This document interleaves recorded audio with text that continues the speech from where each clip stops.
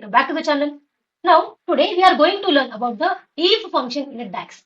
Okay, DAX के अंदर multiple functions available है. So today we are going to learn about the conditional function, that is the if. So for that I am going to the table view here. Okay, यहाँ पे देखो हमारे पास एक table है जिसका नाम है फैक्ट इंटरनेट सेल्स. ठीक है ना. अभी यहाँ पे देखो ये वाले टेबल के अंदर हमें एक कैलकुलेटेड कॉलम क्रिएट करना है based upon the if function. ठीक है, इफ फंक्शन का यूज करके यहाँ पे हमें एक कैलकुलेटेड कॉलम जो है वो क्रिएट करना है ना. यहाँ पे देखो हमारे पास एक कॉलम है सेल्स अमाउंट नाम का. ठीक है, so based upon these values I want a new column. ठीक है, अब यहाँ पे देखो ये वाले कॉलम के अंदर मल्टीपल वैल्यूज प्रेजेंट है. सो मैं यहाँ पे इफ फंक्शन का यूज कैसे कर रही हूँ.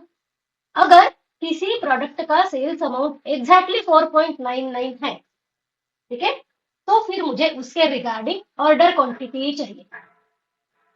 ठीक है, अगर किसी भी प्रोडक्ट का सेल्स अमाउंट 4.99 है तो मुझे क्या चाहिए, करस्पॉन्डिंग ऑर्डर क्वांटिटी चाहिए.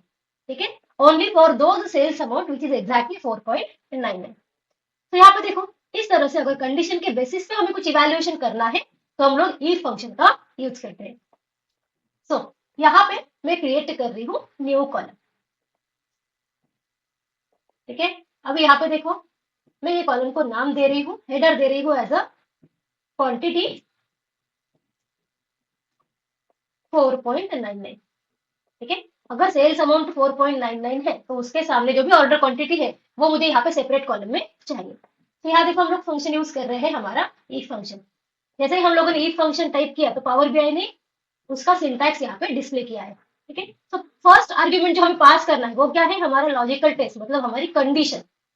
सेकंड आर्ग्यूमेंट क्या है, रिजल्ट इफ ट्रू. अगर हमारी कंडीशन ट्रू है तो क्या रिजल्ट चाहिए.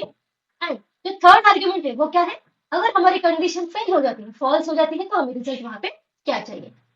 यहाँ पे देखो ये जो थर्ड आर्ग्यूमेंट जो है वो स्क्वायर ब्रैकेट में लिखा हुआ है. इसका मीनिंग ये है कि ये वाला आर्ग्यूमेंट जो है वो ऑप्शनल है.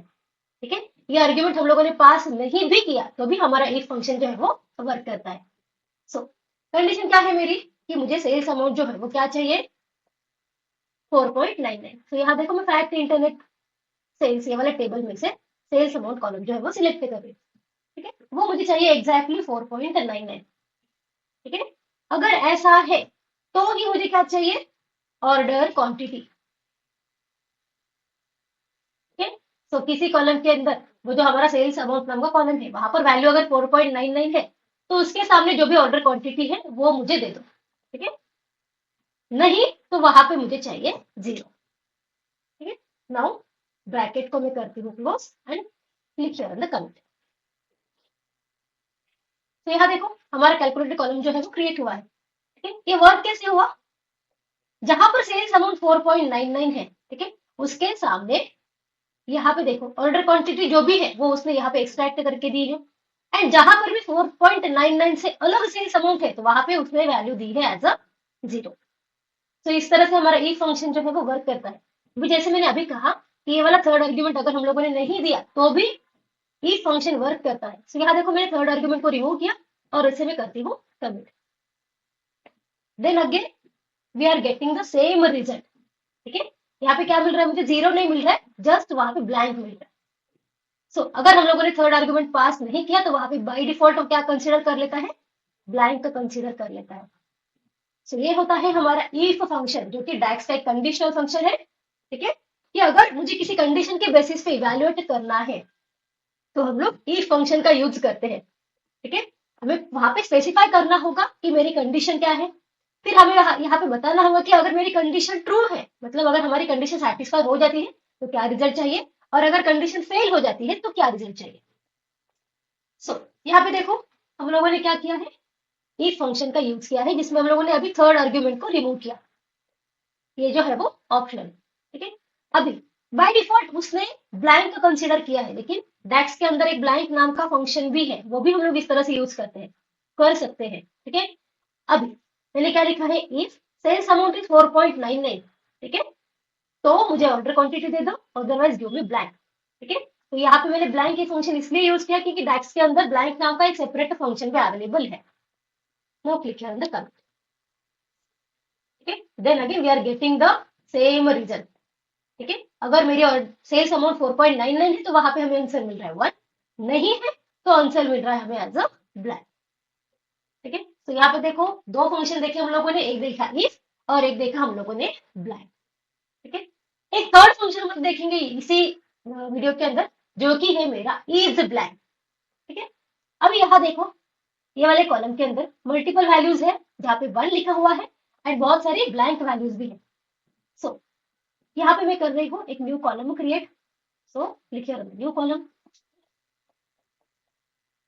ना। यहाँ पे देखो मैं क्या करना चाहती हूँ कि ये वाले कॉलम के अंदर अगर कोई वैल्यू मेरी 1 है तो यस दे दो, नहीं अगर ब्लैंक है तो नो दे दो। ठीक है, तो हम लोग इस तरह से यहाँ पे इज ब्लैंक फंक्शन का यूज कर सकते हैं।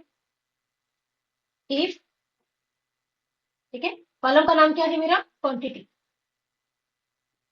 अभी मैं क्या बोल रही हूँ, अगर ये वाले कॉलम के अंदर ब्लैंक का वैल्यू है तो इसी आर्ग्यूमेंट को हम लोग सराउंड कर रहे हैं इज ब्लैंक फंक्शन से। ठीक है, अगर ये वाले कॉलम के अंदर ब्लैंक वैल्यू है तो क्या चाहिए, ब्लैंक वैल्यू नहीं है तो क्या चाहिए। इस तरह से हम लोग इस ब्लैंक फंक्शन का यूज कर सकते हैं to check whether a value is blank और नॉट। ठीक है, कोई वैल्यू वहां पर ब्लैंक है नहीं है वो चेक करने के लिए हम लोग इस ब्लैंक फंक्शन का यूज कर सकते हैं। ठीक है, ब्लैंक है क्या, अगर ऐसा है तो यस बोलो, नहीं तो नो बोलो। सो यहाँ पे देखो मैं कर रही हूँ सबमिट। अभी यहाँ पे देखो 1 है, ठीक है, 1 के सामने नो लिख के आ रहा है क्योंकि ये ब्लैंक नहीं है। लेकिन अगर कहीं पर ब्लैंक है तो वहां पे क्या लिख के आ रहा है, यस लिख के आ रहा है। सो इस तरह से आज हम लोगों ने 3 डैक्स फंक्शन कंप्लीट किए, कवर किए हैं। एक है मेरा if फंक्शन, एक है मेरा ब्लैंक फंक्शन और एक है मेरा is blank function. These are all the conditional DAX function. So it is all about the conditional function in the DAX.